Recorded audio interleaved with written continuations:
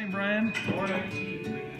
So this is our horizontal large scale clamping jig, and it's been collecting dust over here.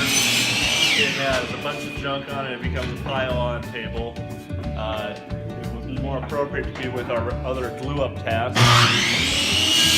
So we're going to relocate it to a different spot in the shop and free up a lot of space on this area. I've removed what's attaching it to the sawhorses, and we're going to put it on rolling table carts that will both make it more movable and more usable. Good morning, Matt. Good morning, Adam. Look at this wonderful floor space we've cleared out. We've moved our jig for our parallel clamping to a different location. Well, this is our new home for our parallel air clamping jig.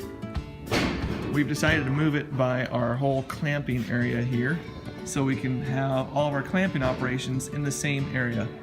This area is going to change a lot in the next few months, but this is a start.